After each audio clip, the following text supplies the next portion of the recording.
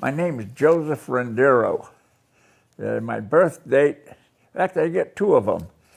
One is 1/11/34 and 1/13/34. The reason for that is I was born in Portugal, and I was very small at birth, so they didn't figure I would live. So my mother fed me, they kept me warm, and then on the third day I was still alive. My godfather decided we were going to have a man in the family, so he got on his bicycle and he drove into the next village where the birth should be recorded, and they assumed at that time that it was on the 13th. So my mother and I used to celebrate the 11th, but my actual legal birthday is the 13th. I served in the Navy. I enlisted in 1952 with a bunch of other guys. We all enlisted together, but only two of us actually went. The others didn't even tell their parents that they had enlisted. So on the day that we were supposed to go, we stopped at my best friend's house, and his parents came to the door in their bathrobes and says, "What's going on, Joe?" And I said, "Is Lynn ready to go?" She says, "Go where?" Says, "We're going in the Navy." He hollered into the house, "Lynn, what's this about going in the Navy?"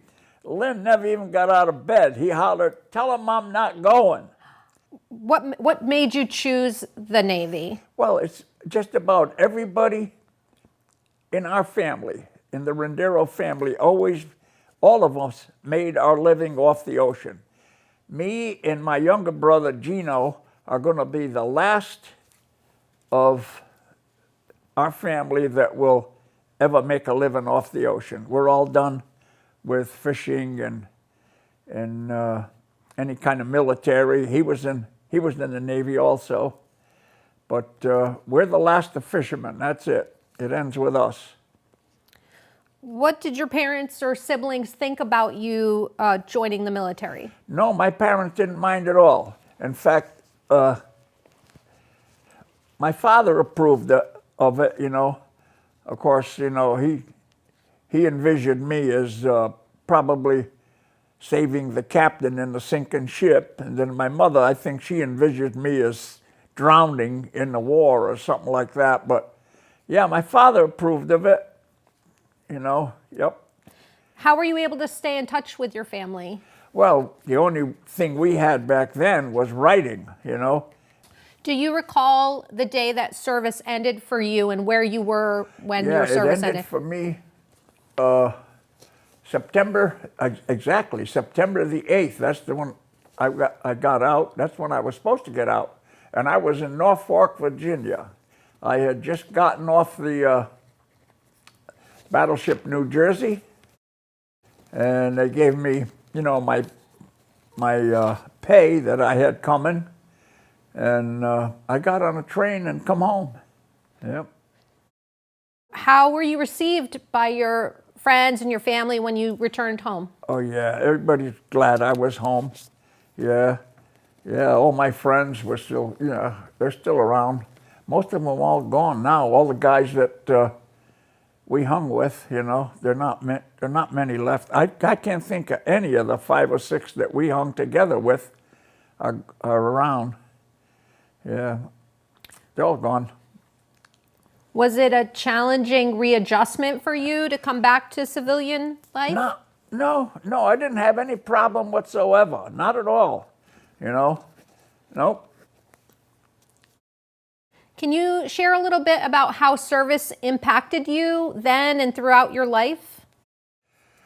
Yeah, well, I found out in the service that maybe I was a little smarter than I thought I was because of some of the things that happened. In other words, just maybe quickly, I quit school before graduation. I quit in my sophomore year. And of course, back then, the Navy was pretty fussy about who they took in. So on that day in September, I think it was the 8th or the 9th, my father took me to the bus station in New London, where the Victory Seer was. And he gave me a few pieces of advice. One of them was keep the zipper up on your pants. Don't do anything to disgrace yourself or disgrace the family. See, and off I went. But when I got to Springfield, where we were going to have a physical examination, I had to pass what they called an equivalency test, you know, and I passed it, you know, and I figure if that test was equal to what 4 years in high school was supposed to be, you know, they agreed.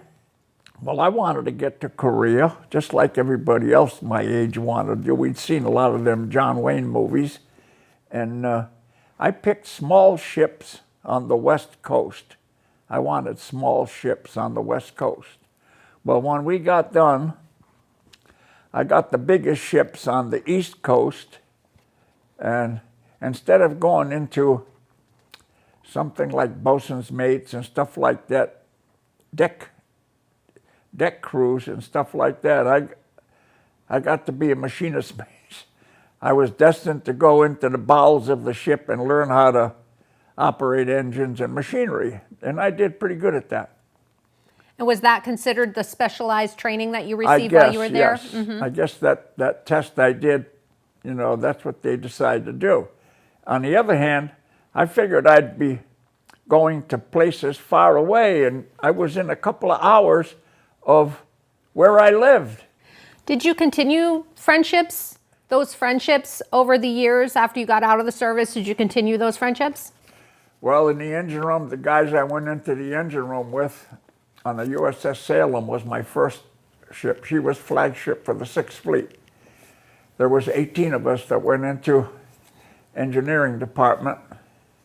Out of the 18, there's only 2 left, and that's me and my buddy Dick Morandi. Him and I were as tight as 2 men can be.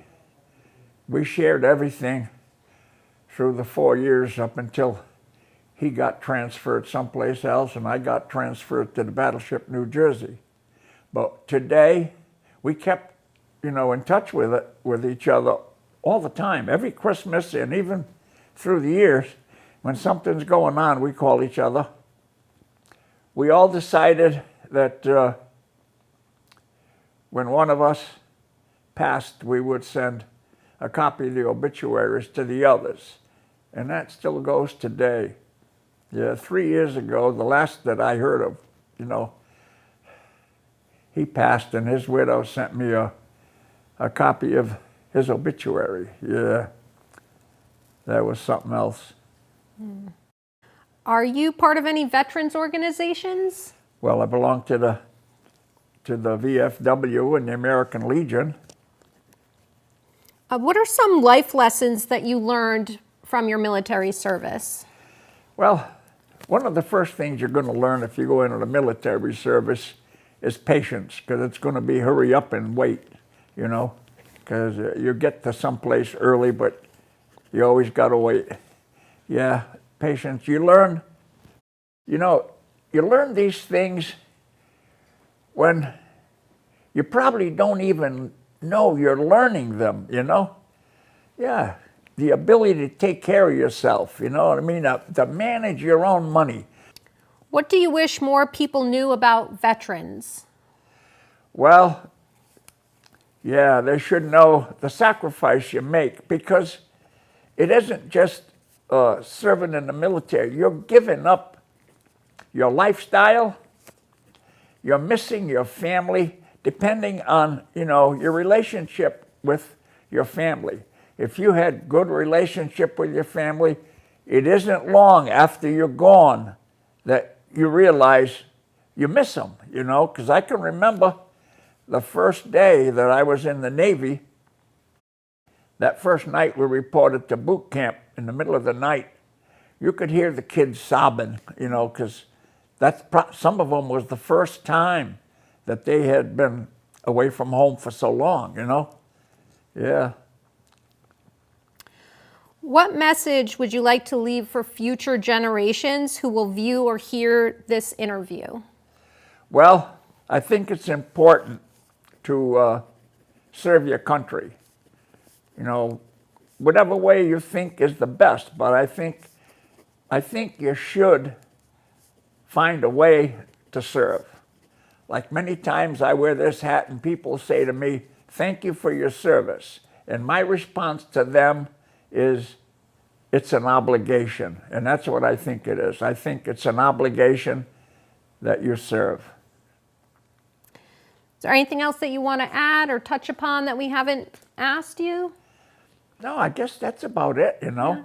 I had a good time in the service. I mean, I really enjoyed it. I did a lot of traveling, yes, and I can tell you a couple of funny stories. Sure, please do.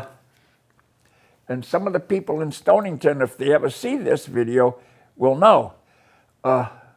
One day, Valerie Fidrich was the librarian. She called me. She knew I wanted things about the New Jersey, and she collected them for me. Anyway, she told me, "Joe, put your New Jersey hat on and come on down to the library." See?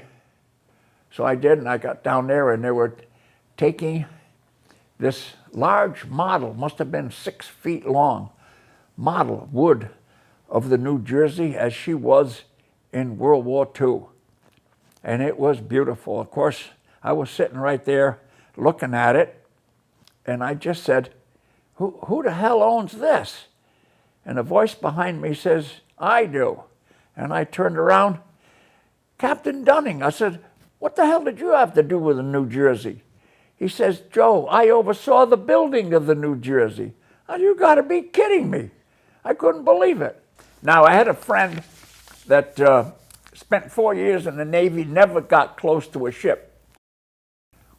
The New Jersey had just came from the West Coast to Camden to be a museum. The state of New Jersey purchased the ship, even though the Navy still owned it and still manned it. We were going to go have a look at her. After we got with the tour, I told the officer of the deck, "I'd like to get in number 4 engine room because this guy never got near a ship. I'd like to show him what it takes to make 45,000 tons go 38 knots, which is over 40 miles an hour in the water." Well, his reply to me said, the engine rooms are not open. They're not going to be open. I said, "Well, I ain't leaving this ship until I get into number 4 engine room." And he thought about that for a while, and he went into the OD check, and he come back out and he said, "The Admiral's on his way up. You take your problem with him." I said, "Okay." So I waited for the Admiral to come up in the elevator, and we were walking towards each other, and we got close enough. I gave him a very smart salute, and he returned it. And I told him, "Admiral, this guy alongside of me here never stepped foot on a ship, and he was in the Navy for 4 years. I'd like to take him into number 4 engine room and show him how we make a ship go 38 knots. And he looked at me for a while and he said, "Do you know how to turn the lights on down there?" I said, "You're damn right I do." He turns to the officer of the deck and he says, "You find somebody with a camera and a recorder and you follow him." Well, we went down into number 4, where I spent a lot of time. But I go every once in a while. I like going there. I got a flag off of there. I did. I'll tell you something else that you could use. When I left there, I took a set of flatware, U.S. Navy on it, you know. And they gave me, the quartermasters gave me a flag that flew off the stern. And I also took 2 cups. They're called bridge cups. They're made out of heavy porcelain, and they're used on the bridge to keep your hands warm in the winter. Well, I took 2 of them too, right? And of course, after I got home and the ship was made a museum, you know, I decided I would return this, you know. So I did. I returned the flatware. I kept the flag. I returned to flatware, and a few weeks later, I got it back. They told me I could keep it. The mugs I didn't tell them about, but I still got one.